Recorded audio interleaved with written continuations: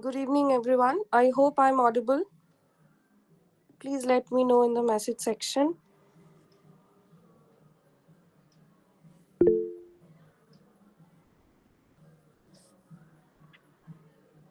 Thank you. So, welcome everybody to the first session of the workshop that is on unraveling the research journey from curiosity to knowledge. As you can see in the poster that has been given, today we will be enlightened by somebody who's Dr. Sreya Maitra. The ones who are from Jadavpur University might not need an introduction to her, but still, I would like to tell everybody that Dr. Sreya Maitra is an assistant professor in the Department of International Relations, Jadavpur University, Kolkata. She has served as an assistant professor in political science in West Bengal Education Service for 6 years. She has completed her bachelor's, master's, and PhD from the department under the Faculty of Arts. She has served as UGC NET Junior and Research Fellow, Senior Research Fellow from 2010 to 15. She had been twice awarded the Sasakawa Young Leaders Fellowship Fund, the SILF Tokyo Foundation, Japan, at the master's level once and doctoral again. She has served as a research fellow, Global India Foundation, Kolkata, supported by the Ministry of External Affairs, Government of India. She has published numerous research articles and journals on conflict and internal security in India, Sri Lanka, contemporary issues of domestic politics in India, and Indian foreign policy. She is a regular and invited contributor to The Statesman, also currently the associate editor for Journal of Asian Security and International Affairs, SAGE, Australia, and member of the editorial board, Jadavpur Journal of International Relations, SAGE, India. With that, I would like to invite ma'am to deliver today's lecture, and I'll keep quiet for some time now.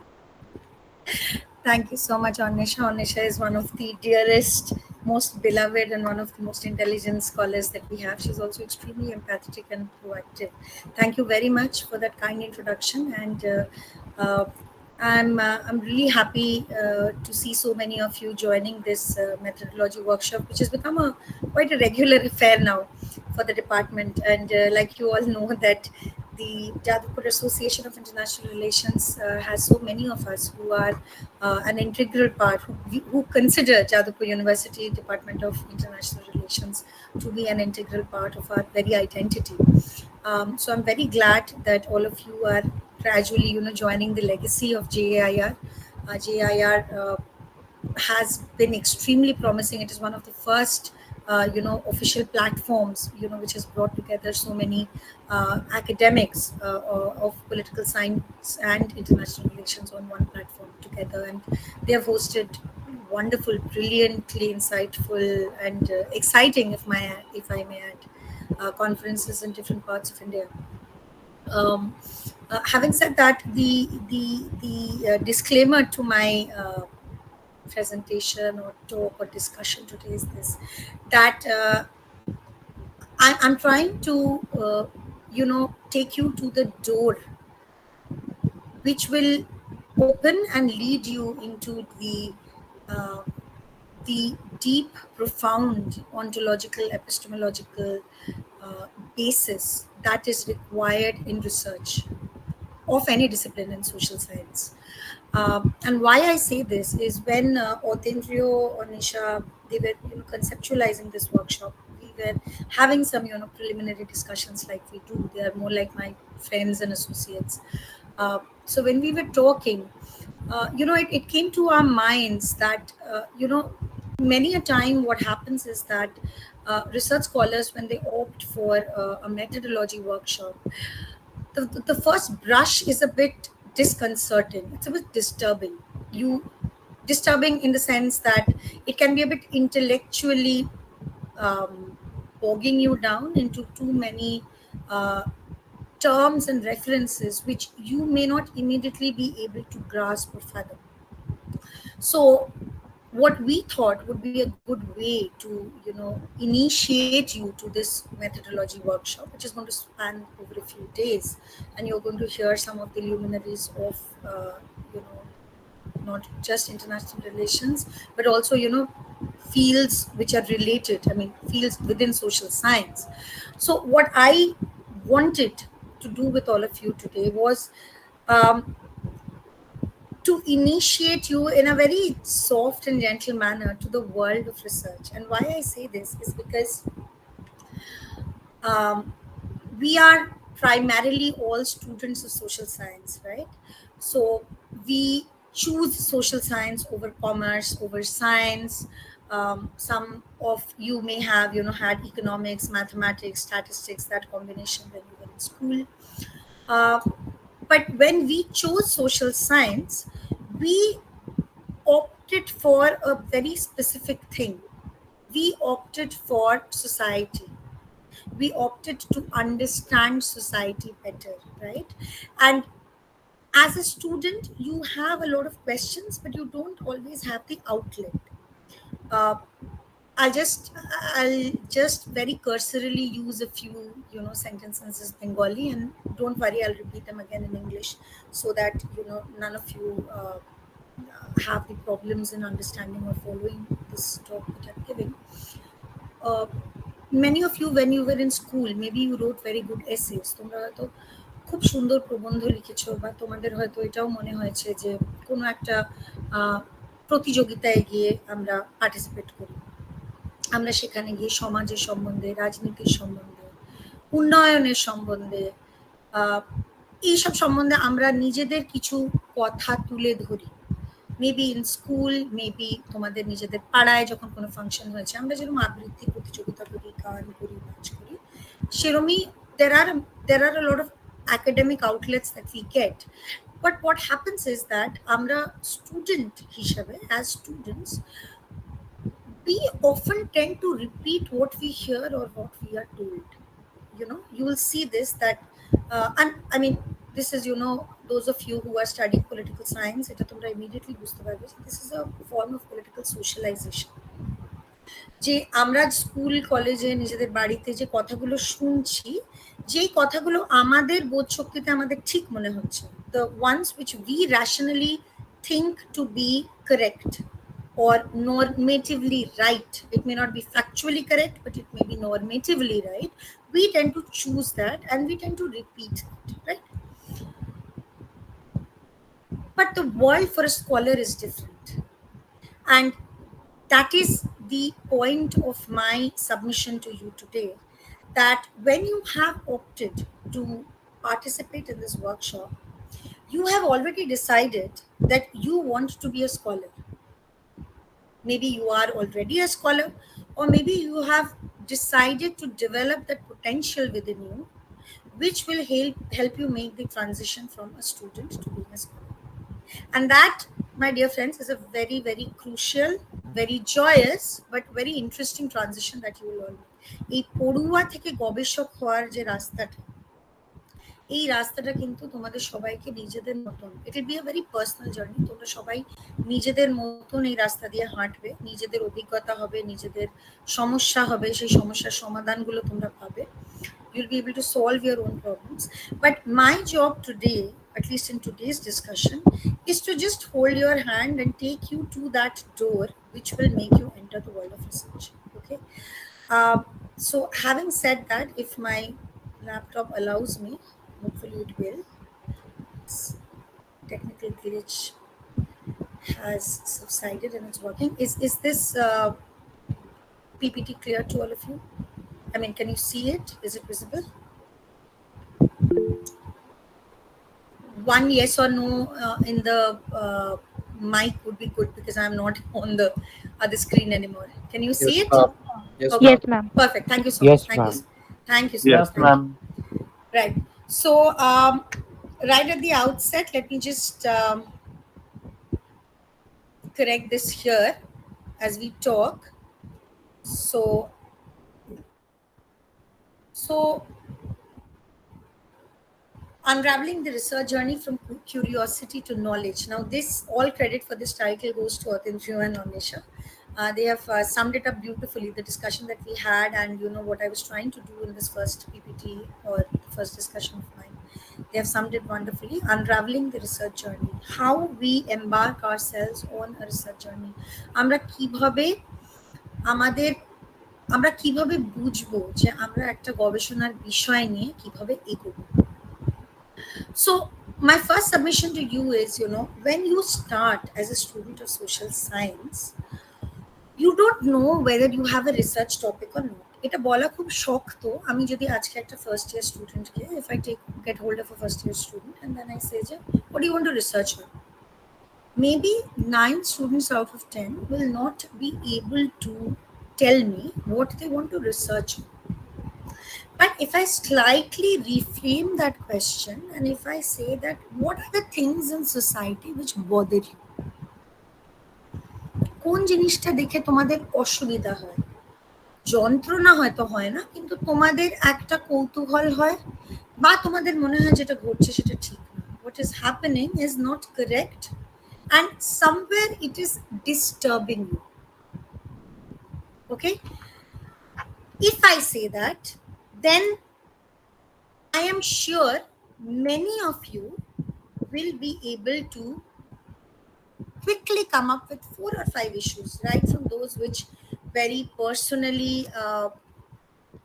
which very personally affect you, uh, or those which make you think about society at large. So for example, uh, your problem with current society can be at the institutional level, যে ধরো আমি যদি বলি শিক্ষা প্রতিষ্ঠানগুলোয় কেন দৈনন্দিন জীবনে আমরা দেখছি যে এতটা হিংসা বেড়ে যাচ্ছে, বা আমি যদি বলি যে আমাদের ইউনিভার্সিটির বাইরে ট্রাফিক সিগন্যালটা ঠিকঠাক কাজ করে না কেন, why is it the university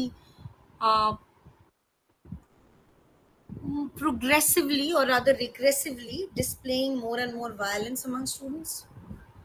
Or if I say something as basic as why is the traffic signal in front of my institution not working properly, or I may say that why do I see rampant corruption around me, why do I see nepotism around me, why do I see elitism around me. These are problems which can affect you. Or you might say that why do so many people in my state not have safe drinking water.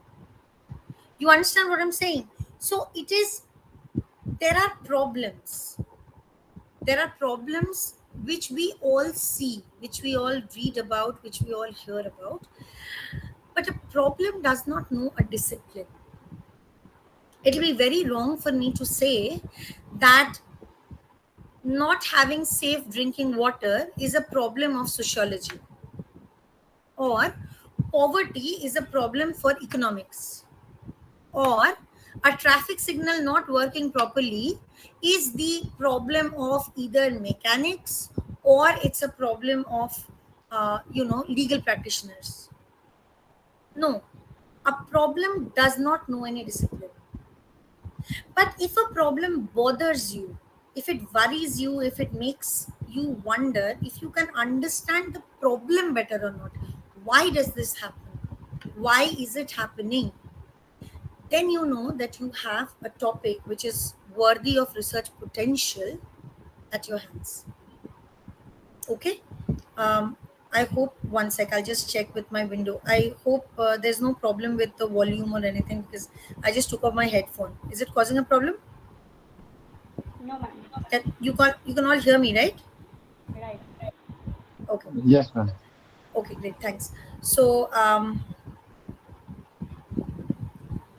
I'll go back to the screen, one sec. So if you feel that you can understand something better, then you know that you have a problem worthy of a research at your hands. Okay. So then what is the difference between research and studying? আমাদের normal পড়াশোনা যেটাকে আমরা বলি, তার থেকে গবেষণা কেন আলাদা? Why is the research not as studying, or is it the same as studying? So if you could all just tell me, when you were studying in school, what were you basically doing? What were you basically doing when you were studying in school? Can anybody just come up with anything? Yes, I can try. Yes, please. When we were studying in school, we were basically trying to mug up the text. That's what I can say. Okay, that's very honest, and thank you so much for saying that. Yeah. Did you wish to add something more? No, ma'am. Okay.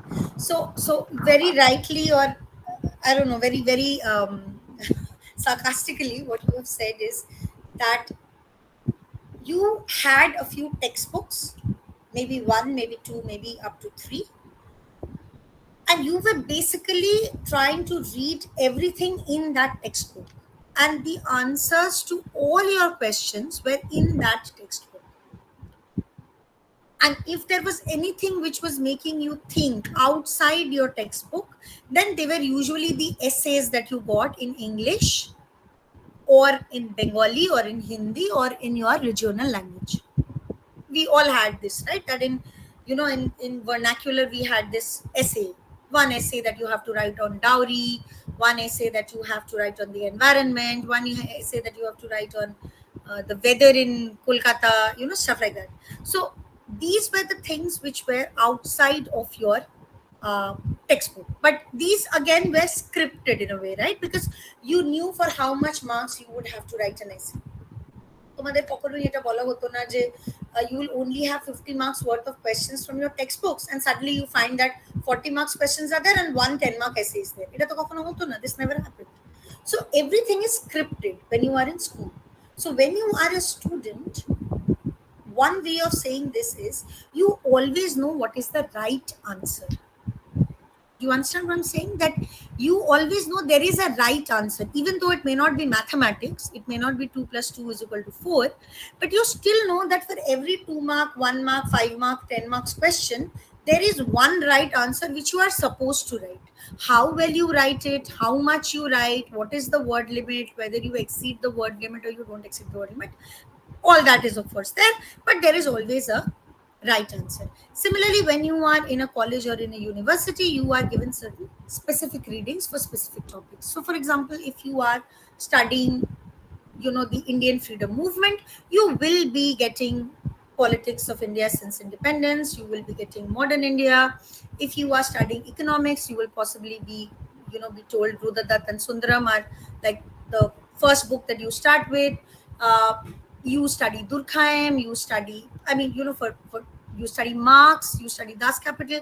There are some basic texts, there are some texts which cover many topics but not all, and then there are some texts which cover specific topics, but you still know your syllabus and you still know that what are the specific readings that you have to go back to. But in research, you don't have any right answer. That is the first place where research departs from study. There are no right answers in research, and I will come back to this point a little later. What you have in research is a wide set of readings that you have to do, because nobody is telling you what you have to study. You are discovering for yourself what you want to study. So to go back to my earlier example, if I am talking about why is there no safe drinking water, your readings should not just be about safe drinking water. You start with public health. So somebody might say that, okay, you were talking about water, why are you going for public health? No, that is a general reading that you have to do. Then you have to go into the institutional mechanisms of who and how safe drinking water is provided for. Then you go into how safe drinking water in cities are different from safe drinking water facilities in towns and in villages or suburban areas. After reading, then you possibly read the policy reports of different governmental bodies, and then you read a critique of those policy documents from the non-governmental organizations, the NGOs. So research is wider. Doesn't mean that you don't come down to a specific, but you don't start with the specific. You start with a general overview and then come down to a specific. And this journey of conducting a general overview and then coming down to something very specific, this journey is a systematic inquiry. You just don't do anything random in research. Many of you might tell me, but we have heard something called random sampling. Random sampling is not random. It is random by design, So research, ipso facto, the moment you say the word research, you essentially mean a systematic inquiry. তুমি একটা সুনিশ্চিত গবেষণা যখন করছো তখনই সেটা গবেষণা মান পায়। ওকে, and research includes or subsumes a research scope, a scope of study, and a design. There is a research design, and you will know more about this when you do the, the lectures which will come in the course of this workshop. So, does not mean that the student within you has to be discarded for you to be reborn as a scholar. No, the student within you will help you become a scholar. Why? Because your school education has already taught you how to understand issues, or what are the general ways in which you can think about something. So for example, if sociology has attracted you as a student, or philosophy has attracted you as a student, that means that your orientation is leaning more towards philosophical studies. দার্শনিক চিন্তার দিকে তোমার বেশি ঝোঁক। তার মানে কিন্তু কোথাও একটা তুমি জানো যে তুমি যে বিষয়বস্তুই নাও, no matter which subject you take of research, তোমার গবেষণাটার মধ্যে কিন্তু একটা দার্শনিক চিন্তাধারার ছবি পাওয়া যাবে। Your research will have a philosophical undertone to it. Those who are students of history, they might tend to see everything from the perspective of a historical narrative. You understand? So your schools, your studies in your school helps you understand what could be the expected answers, but the scholar within you will help you unravel that there can be many possible answers to one question. There is seldom any right answer, and more so in social science. There is never any right answer. There are multiple right answers, multiple correct answers. Okay, so the most important job of you as a scholar is to point out a problem and describe the problem to the best of your abilities. As a scholar, the first job that you do is to say that this is a problem and why is it a problem and how it is a problem for society. You understand? So the first step, therefore, your goal as a researcher, therefore, first step is to identify a problem. Okay, and the second is to read relevant literature on the problem. Like I said, now where will you find this literature? In school it was easy, you had a textbook, but now you have to find books for yourself. You have to find articles for yourselves. You have to find newspaper reports for yourselves, legal documents like I was talking about, government reports, and then critiques by NGOs. So anything else that can connect you to the subject that you are trying to unravel, you have to go through that data. And when you will learn this in the course of this workshop, that there's primary data and then there is secondary data. Primary data is the newspaper reports, the legal documents, gazette notifications. These are primary data. Books, articles are secondary data, that which draws on the primary data. So for example, I'm just reading a book on Kashmir,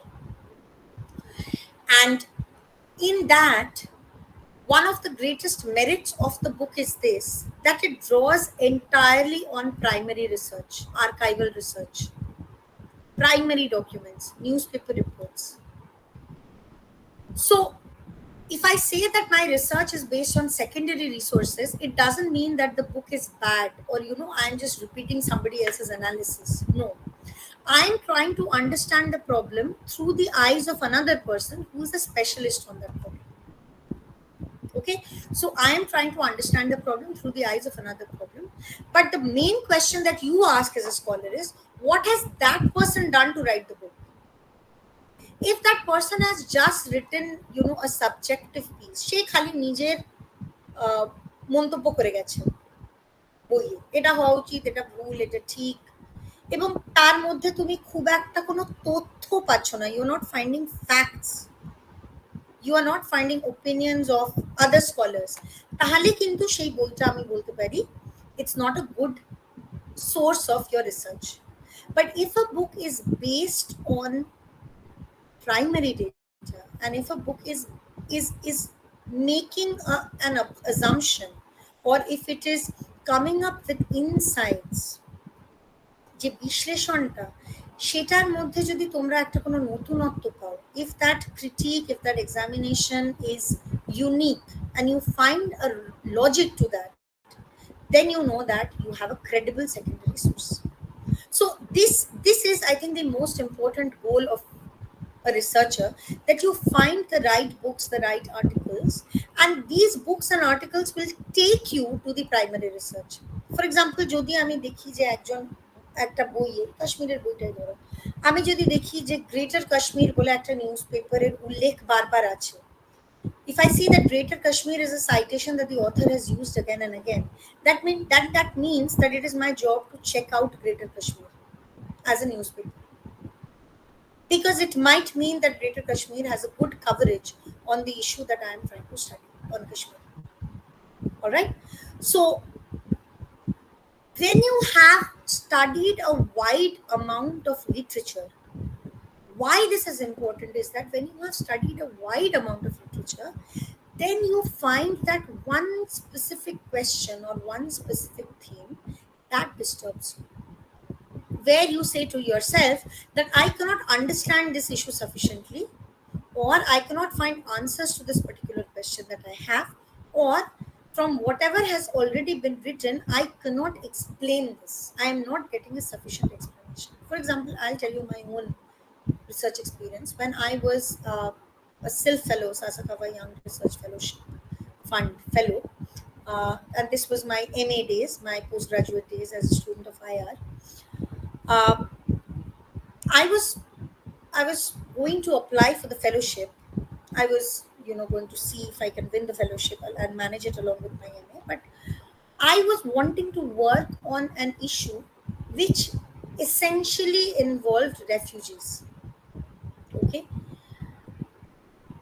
And my seniors, my teachers told me that fine, you want to work on refugees, but what about refugees? So I had membership at certain libraries. We have our own library at Jadavpur University, which is quite rich. I started reading everything that I could find on refugees, and by this I mean books. I had not reached the stage of reading articles yet. I was reading books, and while reading those books on refugees, and the internet was very costly at that time, so we were sort of struggling and making the most of whatever we got on the internet.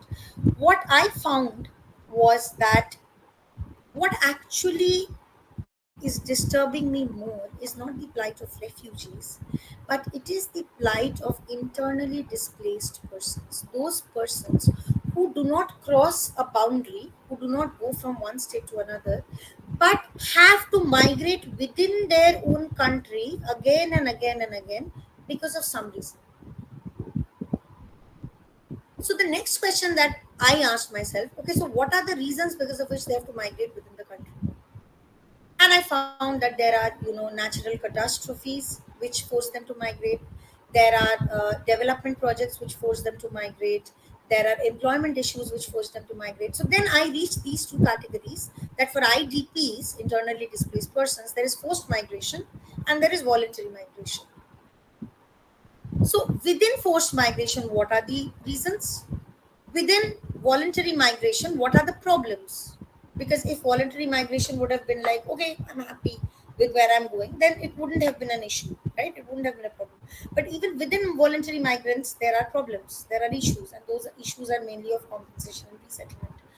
So I finally arrived at a design, which I later on published also with Cambridge University Press, that there are development projects world over which compel people of a certain locality to shift on the promise that they will get compensation and resettlement from the state. And I found that this is the area that I want to work on. When they don't get that compensation and resettlement, what are the laws that they can take refuge to? কোন আইনে সাহায্যে তারা নিজেদের নিজেদের দাবি জানাতে পারে সরকারের কাছে? কোন আইনের তাগিদে তারা বলতে পারে যে আমাদের সাথে যেটা হয়েছে সেটা অন্যায়? So if I just had to again run through what I just said, the first question that I asked myself was, why? Why is this a problem? And of course, going back to this example that I just used of IDPs, The why for me was very simple. The human plight was bothering me. Within, especially within democratic countries, if I have to say that people have to move forcefully without, having any alternate accommodation, they're just moved around on the promise that they'll get compensation and resettlement, and then that never happens. Then that's a problem for me. Then that problem disturbs me. So I asked why. I asked how. How does this problem play out? People have shifted locations and not got compensation and resettlement for the last 20 years. Add to that the problem of, lands which belong to tribals, tribal communities. The other questions that you can ask yourself as a scholar is, what if the situation had not arisen? Would this particular community of people been better off? If yes, that means what you have at hand is a problem. Then that means the current situation is not satisfactory. The current situation is not ideal. And anything that is not ideal must be changed. What then is, if you make your suggestions, will it help society? Will it add in any particular way to the current knowledge? And this is what we call epistemology. The body of knowledge that we have on a particular issue, will that get enriched in any way if you ask the question, what if and what then? And then you say what is, which basically means that what are the facts? When you say what is, you mean what are the facts? How do you describe the current situation factually? So, say if I have to go back to the safe drinking water example, what is the percentage of population which is not getting safe drinking water? What are the kind of pollutants that are present in water, in drinking water? What are the kind of steps which the government has already taken, in areas where there is river water arsenic and people have died because of that? What are the kind of steps that the government has already taken? That is the what is question, where you are trying to unearth facts, and this is where you will have to make use of your primary data, because primary data will take you to these statistics. Secondary data won't. Secondary data might suggest where to find the primary data. Like I said, a book might quote a newspaper, a book might quote a policy report. Your job as a researcher is to find that policy report firsthand and read that, understand that. What could be is again the policy recommendations that you will provide as a researcher. Remember, as a researcher, while it is enough to describe a problem also, it is better if you can offer certain plausible solutions to that problem. তোমরা যদি বলতে পারো যে এর আমি আমি একটা কোনো আইন সংশোধন করতে পারি কিনা, আমি কোনো একটা পরিস্থিতি পাল্টাতে পারি কিনা, কোনো একটা পরিকাঠামোর মধ্যে কোনো একটা পরিবর্তন আনতে পারি কিনা, then if you can provide those solutions, how to change a system, how to resolve problems within a system, how to connect processes and policies, then that actually helps you complete your work as a researcher. Now, the initial questions that we raise, and this is, again, the kinds of research which you will study about in due course, that when we ask the question, what is the problem? What is the nature of the problem? We are actually set on doing exploratory research. আমরা বোঝার চেষ্টা করছি যে একটা সমস্যার পরিধিটা কতটা, what is the scope of the problem, and you are set on describing the scope of the problem. For example, a new topic that we all hear now is environmental refugees. Now, environmental refugees is not a topic which was heard of in the 1950s or the 60s. Environmental justice is something which has recently come about in the 1980s. So environmental refugees is something which is currently under the scope of the research lens. So if I want to describe who are environmental refugees, why do they become environmental refugees, how do they become environmental refugees, the what part of my research is exploratory research.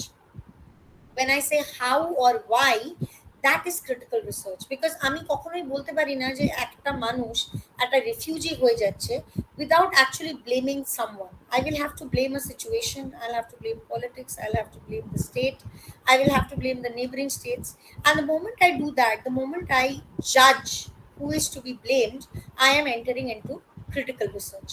Okay, so exploratory research, critical research, and then finally, if I want to see what are the elements of this problem, একটা environmental refugee যখন আমি পড়ছি, একটা environmental refugee সম্বন্ধে যখন আমি জানছি, then if I am trying to unearth the different facets of environmental refugees, I am actually doing investigative research. Okay, so exploratory, critical, and investigative research. Now again, you will know this gradually in the course of the workshop, but broadly there are two kinds of research that we still do in social science. Okay, one is positivist research and the other is post positivist research. Positivist research is essentially quantitative, statistical, data oriented. Positivism was a movement, it was a branch of study which was, heavily based on mathematics and logical reasoning and cognitive psychology. যেখান থেকে positivism এলো, positivism basically meant that which is data based, that which is quantitative.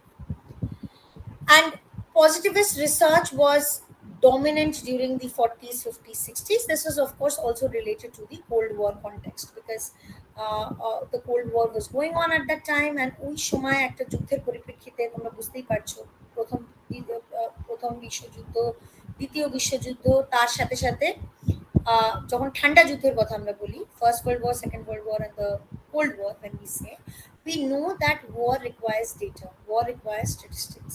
So positivist research used to get a lot of funding at that time, which is why positivist research has been dominant. But from the late 1970s to the 1980s onwards, there was the dominance of post-positivist research. যারা বললো যে শুধু data দিয়ে research হয় না, তোমাকে এর মধ্যে সাবজেক্টিভ অ্যানালিসিসও আনতে হবে এবং ধরে নিতে হবে যে রিসার্চারেরও কিন্তু নিজস্ব কিছু অনুমান, নিজস্ব কিছু পছন্দ অপছন্দ থাকবে. The researcher himself will suffer from certain biases, certain subjectiveness, and it will not be entirely empirical. So post-positive research appeals to empiricism as well as empathy biases, so you use empirics, you use statistics, but you don't lose sight of the fact that as a researcher you will have certain subjective critical examinations. So a positivist and post positivist trend dhore, we have empirical research and we have normative research. Now there is a prevalent notion that subjects like economics, statistics, they do empirical research, whereas philosophy, history, political science, they will do normative research. This is not true at all. You can do very look at what Amar Tushen or Obhijit Binayak Bandyopadhyay have done. They have revolutionized how to think about justice. They have revolutionized how to think about public health, why the government in India needs to focus more on public health, right? They have spoken about social sectors by using quantitatives and also using their own idea of good and correct and incorrect, or good and bad, right and wrong, right? So empirical and normative research are both integral parts of social science. One does not mean that the other can't be done. Mostly good research today is considered to be that which mixes both. There is empirical study and also there is normative study, right? There is certain kind of research which you do which is very data oriented, and then there is some research that you do which can be entirely subjective. You may be using theoretical schools and putting forward a critique of your own theoretical school. For example, if I say what is wrong about liberal IR theory, it will essentially be a subjective research, right?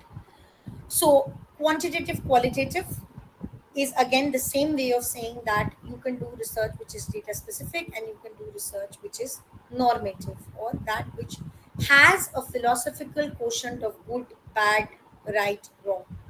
So I say this in class a lot that when Plato wrote about justice, it is a qualitative text, it is a subjective text, it is a normative text. But does it mean that the lack of empirics over there is a fault? No. It's a different kind of research. Okay? So you can do qualitative research and you can do it very well.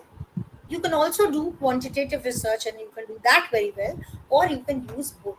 You can use both the methodologies. Okay? So qualitative and quantitative methodology are the terms that we usually use to describe empirics and normatives. Okay? Along with that, within qualitative itself, you can have historical work, you can have argumentative work. So, for example, the Amartya Sen's idea of justice or identity and culture, or again Plato's justice, or you take up any recent text in politics, or in any field of social science. There is one way which where you narrate history, and you do it very well. For example, the book that I'm reading right now, uh, the one that I was talking about, Kashmir, it's a historical narrative on Kashmir, but it is so exhaustive. You will not find anything that has happened to Kashmir in the last 70 years which is not there in the book. So that is one way of doing historical research, that you chronicle each and everything that has happened in that particular subject historically along a temporal line. Take a timeline and go year by year, date by date. Or your work can be argumentative, where your main research is where you are making your unique arguments. তোমার যে তদন্ত সেইটা সেটা দার্শনিক চিন্তাধারা থেকে হওয়া সত্ত্বেও তার মধ্যে তোমার কিছু তর্ক থাকতে পারে, যেই তর্কটাকে তুমি লোকেদের কাছে পৌঁছাবে, যেটার বিশ্লেষণ তুমি করবে আরো অন্য কিছু তর্কের ভিত্তিতে। You will use your arguments based on debates and not based on facts or statistics. Okay, your whole line of research then is argumentative and qualitative.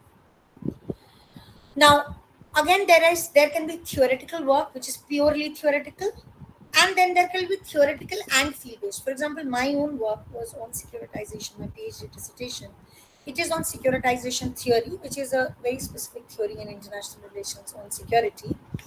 But I went to 4 different fields to do ethnographic research, and that's the last type of research that I talk about, ethnographic research, where I go to different fields, I go to different regions outside West Bengal, or maybe some of you can go within West Bengal, and you collect data from the field through interviews, through random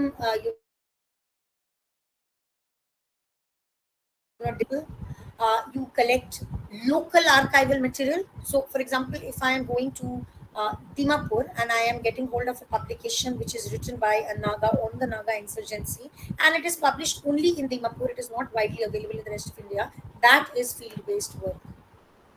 Okay, I have got hold of texts in Srinagar which have been banned in the rest of India. But if I would not have gone to Srinagar, I would not have got hold of those texts. So that's field-based work also. And add to that the interviews and reading the local newspaper, which you will not find over here. Not everything is available digitally, so that is another limitation. So these are the basic types of research that you get. And finally, what is therefore not research? Journalism is not research. When আমরা এখন যাদবপুরের পরিপ্রেক্ষিতে we are hearing this word a lot in the local media channels, চাঞ্চল্যকর তথ্য, sensational, controversial issues. Raising a controversial issue is very different for a journalist and very different for a researcher. So when you are doing research, remember, you are not a journalist. Unless you are planning on being a journalist, that's it. Journalistic writing and research writing are very, very different. In journalism, even when you are writing an opinion piece, your style of writing has to be catchy, it has to be short, precise sentences. But when you are writing as a scholar, as a researcher, your work has to have a background, your work has to have a scope of work, your work has to have some data, some statistics, some prevalent opinion, and it has to have a reflection of your sense of right and wrong. If you are just doing pure quantitative work, then also your research has to cover all the tracks, in the sense that it can't be one type of quantitative data. For example, if I ask, again, let's say if I go back to the river water arsenic safe drinking water example. If I say that, okay, I found out that in Barakpur, Durgapur, uh, Kolkata, and Bardhaman, 90% of the people have safe drinking water, 10% don't. I will ask you, who are these 10%? What can they afford? What can't they afford? Have you done an income profiling of this 10%? If your answer is no, then as a researcher, you have done incomplete work. So ওই যে আমি বললাম যে Y and হাউটা সমানে জিজ্ঞেস করতে থাকতে হবে যতক্ষণ না তুমি সব উত্তর পাচ্ছ, because this will be a very logical question that you will ask, right? So a researcher's work is not done unless all the questions that can possibly be asked by a rational mind, they have been asked, and some answer has been given to it, even if the answer is it is not known at present. It is not known as present. That can also be an answer, a viable answer in research. Okay. The second thing that the research is not is it is not an essay. You don't give your value judgment right from the beginning in research. This should not have happened, that should not have happened, people should not be internally displaced, they should always have safe drinking water. No, that is not the style of a researcher. The style of a researcher is to say that not having safe drinking water in a democracy, in an empowered state, can be problematic because it compromises on basic living conditions of a person who is a voting citizen of the community. So, in a school essay, you would have written that it is the bane of our society that many people don't have safe water to drink. As a researcher, you can't write that. As a researcher, you have to say that it is a problem because it impairs or compromises on the daily living conditions of a certain section of the population. Clear? And you, even when you say that your research is argumentative, your arguments cannot be based on conjectures. It has to be based on facts. তুমি শুধু নিজের অনুমান, নিজের ব্যক্তিগত অনুমানের ভিত্তিতে একটা কথা বলতে পারো না।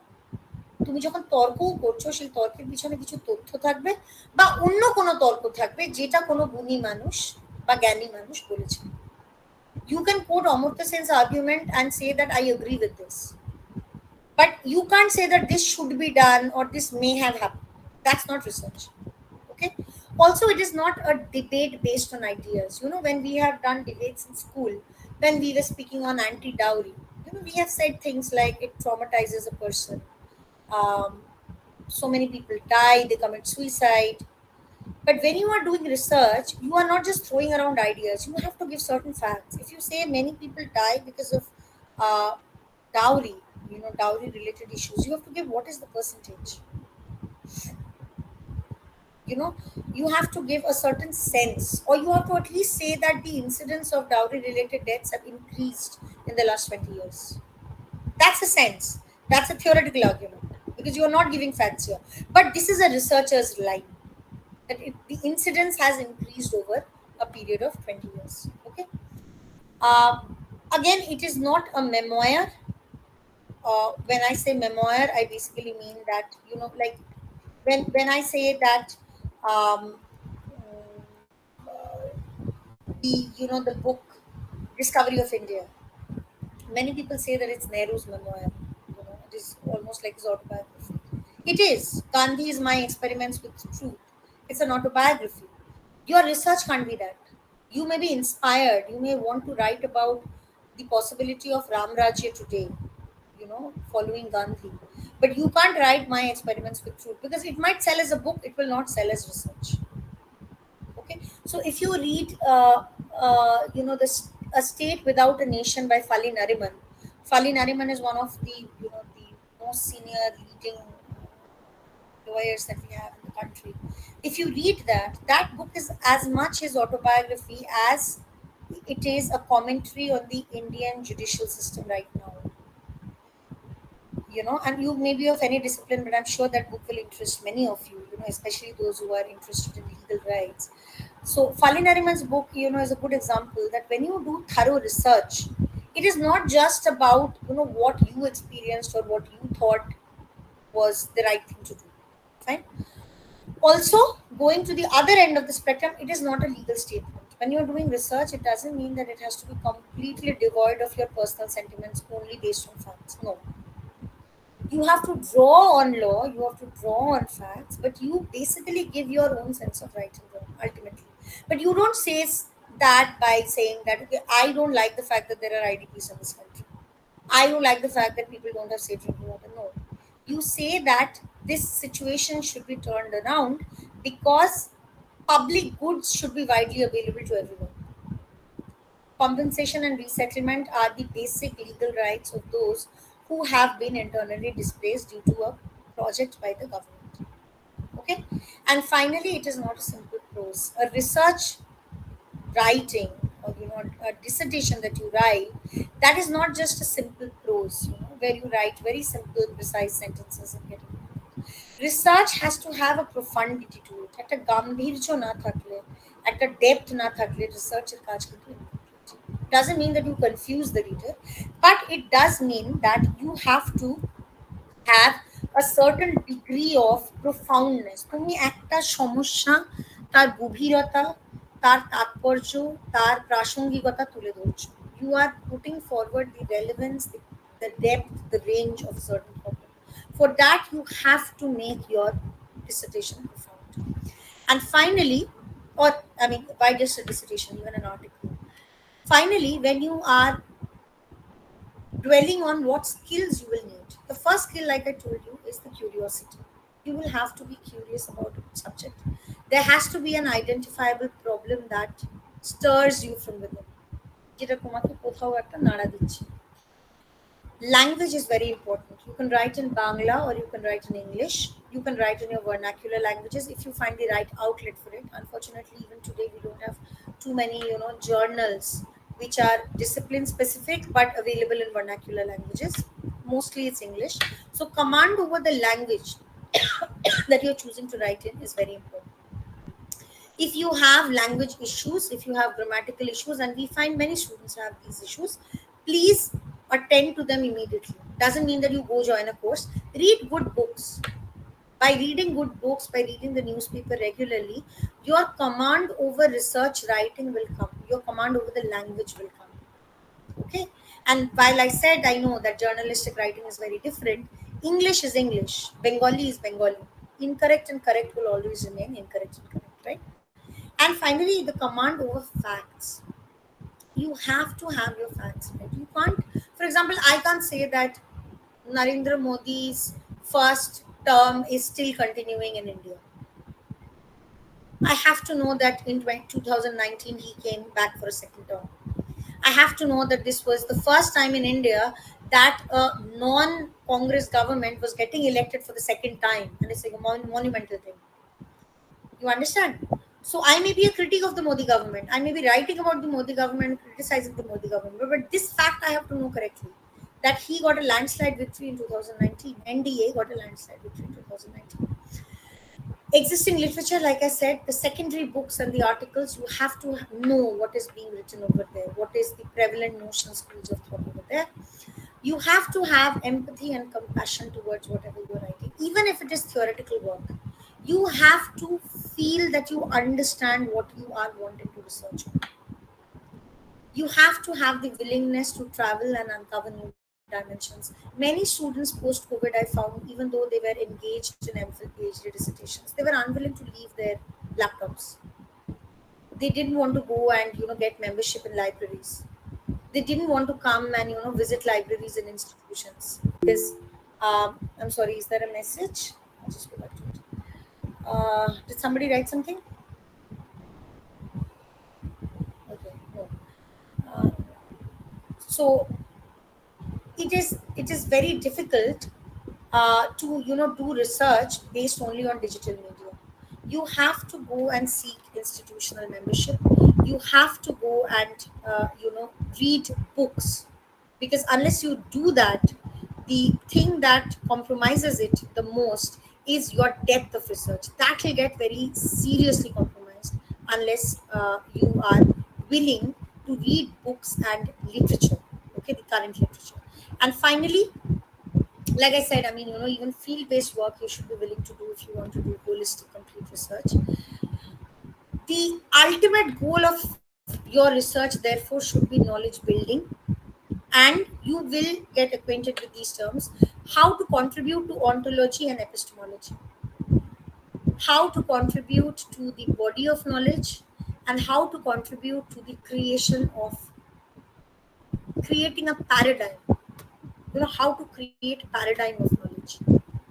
Knowledge building exercise, therefore, is your job as a researcher. And no matter how small or how big your contribution is, it is this that should be your ideal, your aim as a researcher, right? So, with that, I come to the end of my presentation and also lecture. You are most welcome to share your thoughts with me, and if you want anything to be discussed in the 2 minutes that we have, I would be most happy to share that. Thank Ma'am, you. was the difference between epistemology and ontology? So, the ontology is the remit of knowledge, and epistemology is the body of knowledge.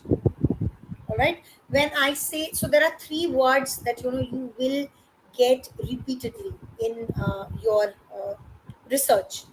Uh, when I say paradigm, when I say ontology, and when I say epistemology, these are three very related words. Oh, there's another word. There's a fourth word, that is pedagogy. Uh, Pedagogy, actually. So paradigm, ontology, epistemology, pedagogy, these are words that you will hear very often. So the knowledge building that you have is the ontological exercise. So, for example, when I use the example of liberalism, ontological liberalism is what we already have. The ontology of liberalism is what we already have. The current understandings of liberalism, liberal theory. Okay, that liberalism is about cooperation, liberalism is about the state and other actors in international politics, etc. The epistemology is the knowledge, the body of knowledge that you create over time. And paradigm, I'll come to your question. Is primary data the same as archival data? I'll come to you. The paradigm that you create is again building on ontology and epistemology. So you use ontology and epistemology to build a paradigm of knowledge. And pedagogy is the discourses related to a particular discipline. When I say pedagogy, I basically mean that I am trying to talk about the best way in which the discourse on a discipline can be imparted. All right. So ontology and epistemology are related, but they are different. In one, you are talking about the structure, and the other, in one, you are talking about, let's say, how things are, the nature of a being. Like I said, the theory of liberalism, what are the prevalent knowledges, or let's say development, what are the current understandings of development. That's the ontology of development. And when I say epistemology, I'm saying that how the ideas of development are built. How, let's say, if I say human development index, the ontology would say that human development is a new ontological contribution that came about in the 1990s. Epistemology will tell us why human development was necessary to be brought about, how the epistemological articulation of human development came about, which led us to the creation of the, or the construction of the human development index. All right. To answer the next question, which I see here in the chat box, is primary data the same as archival data? Archival data is a type of primary data.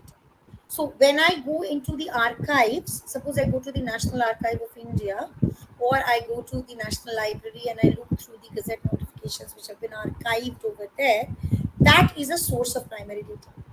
So archival data is within primary data. It's a subcategory of primary data. When we say existing literature, do we mean primary literature or secondary literature or both? We basically mean both. When I say okay, there's a disclaimer here. Literature essentially means secondary literature. Okay, that which you find in books and articles. politics. But that does not mean that you can't include an opinion piece which has come about in the Hindustan Times. So, for example, say Pratabhanu Mehta, in our field in political science and international relations, Pratabhanu Mehta is one of the leading exponents of thoughts on Indian politics. So when he writes a critique on, or when he writes about whether the Modi government might come back to power or not in 2024, I will include that in my, in my literature review, and I will include that in my primary literature. Okay, because that's a news, that's an opinion piece. It's not, it will not directly qualify for a piece of primary literature. It will still be secondary, but the source is primary, which is a newspaper.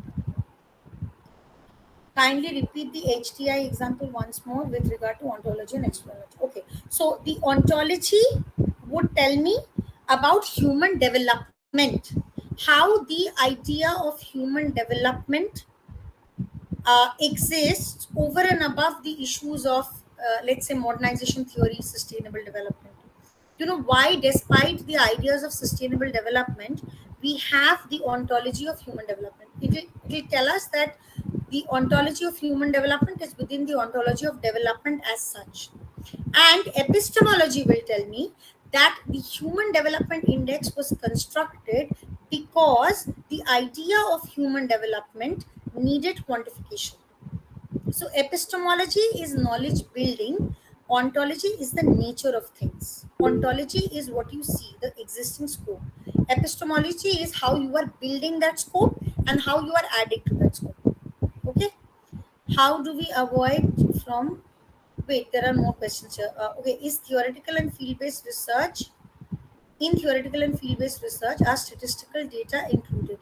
Usually, but it could also be an ethnographic research, in which case you don't have statistics per se, but you have opinions, you have interviews, you have sample surveys. Again, those sample surveys could be very subjective in nature, like, do you agree with this or do you not agree with this? So, hardcore statistical data may or may not be a part of field-based research.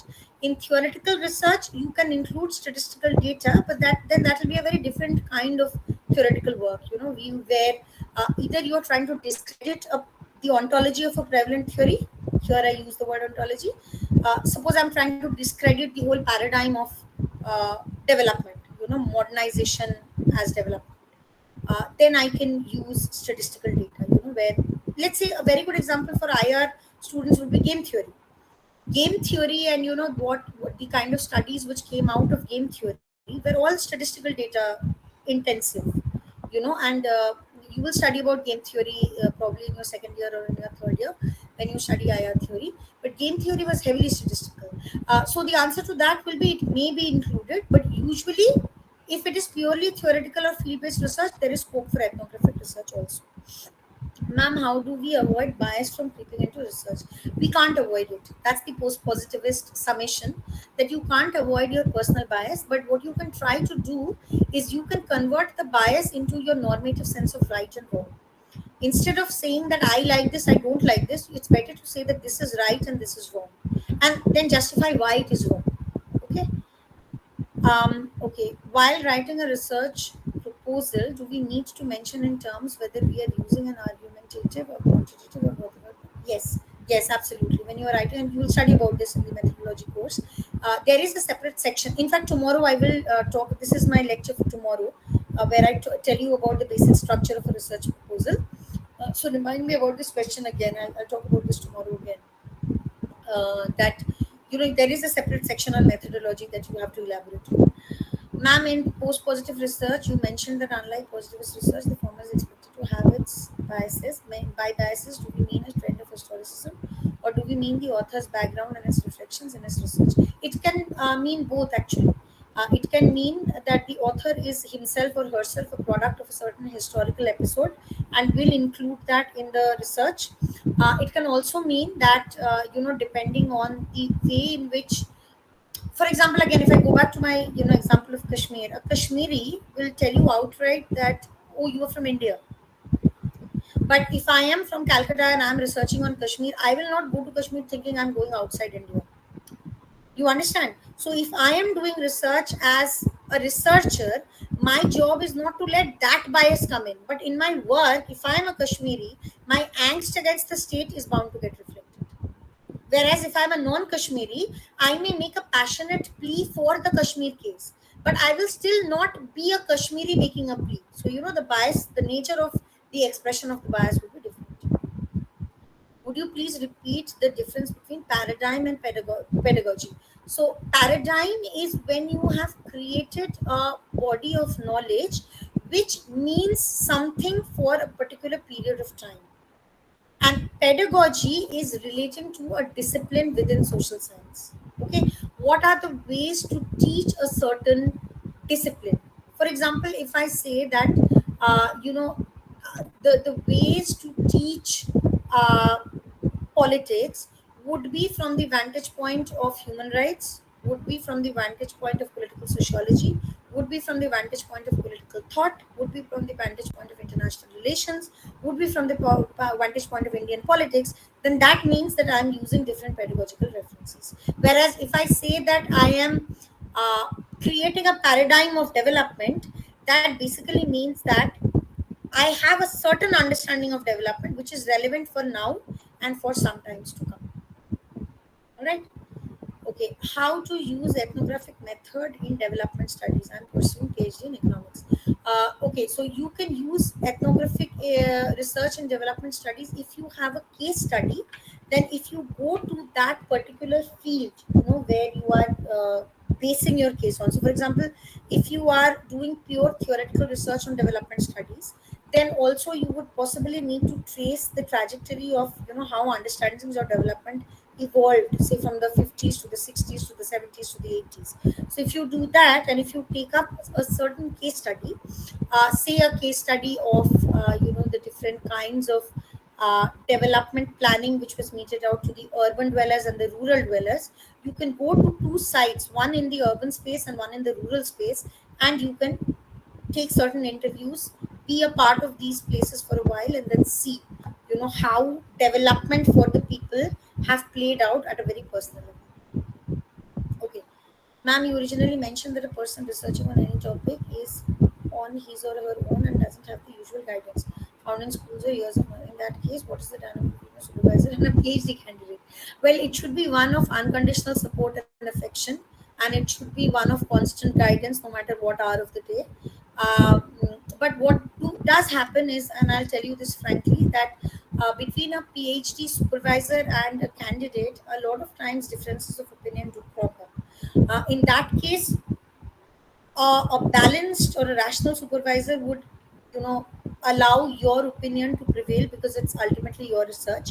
But he or she will give you critical insights into what may be the problem with your line of reasoning and why he or she doesn't agree with you.